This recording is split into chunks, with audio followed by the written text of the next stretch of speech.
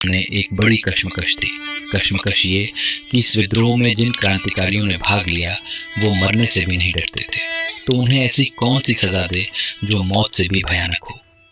काफी सोचने के बाद अंग्रेजों के दिमाग में एक आइडिया आता है, और ये आइडिया था सेल्यूलर जेल यानी काला पानी। एक जेल जिसमें चींटियां आटा नहीं बल्कि इंसान का मांस खाती थी। 19वीं सदी में अंग्रेज इस जेल में कुल 80,000 कैदी लेकर गए, जिनमें से सिर्फ 30,000 ही वापस जिंदा लौट सके।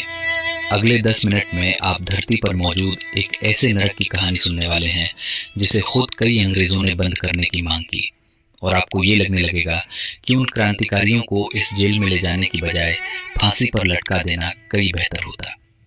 1857 की क्रांति वो तूफान था जिसमें अगर थोड़ी और एकता होती और ये कुछ समय और लंबा चल जाता तो अंग्रेजी हुकूमत का भारत से सफाया हो जाता। ये बात अंग्रेजों को भी पता थी, इसलिए इस विद्रोह के दौरान जिन क्रांतिकारियों को अंग्रेज कैद करने में सफल रहे उन्हें वो भारत में रखने का रिस्क नहीं ले सकते थे। इसके लिए उन्हें एक ऐसी जमीन की तलाश थी जो भारत से हजारों किलोमीटर दूर हो।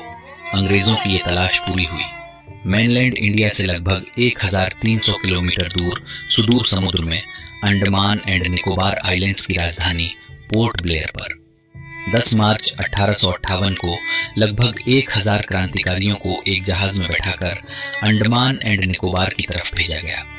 कई दिनों के सफर के बाद जब ये लोग उस आइलैंड पर पहुंचे तो वहां पर उनके सामने घने जंगल और जंगली जानवर थे।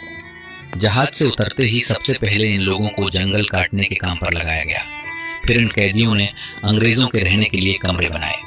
इस काम के दौरान कई बार इन कैदियों को सांप और बिच्छू काट लेते, जिसका इलाज सिर्फ मौत थी। वहां इन लोगों के सर पर छत तक नहीं थी। ये खुले में जमीन पर सोते थे, जहां कदम कदम पर मलेरिया और प्लेग जैसी बीमारियां थीं, जिनसे ये कैदी बेमौत मरते थे। आने वाले कुछ सालों में यहाँ कैदियों की संख्या इतनी बढ़ गई कि अंग्रेजों को एक प्रॉपर जेल बनाने की जरूरत महसूस हुई। साल 1896 में ये काम शुरू हुआ। सबसे पहले एक बड़ी चारदीवारी बनाई गई, जिसके बीच में एक बड़ा टावर बनाया गया। जेल का निर्माण कार्य कैदियों के कंधों पर ही था।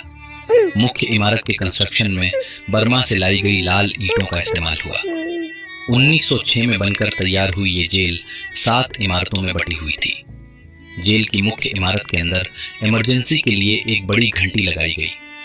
कैदी एक दूसरे के साथ संपर्क न कर सके, इसलिए इन 7 इमारतों में तकरीबन 700 बैरक बनाए गए।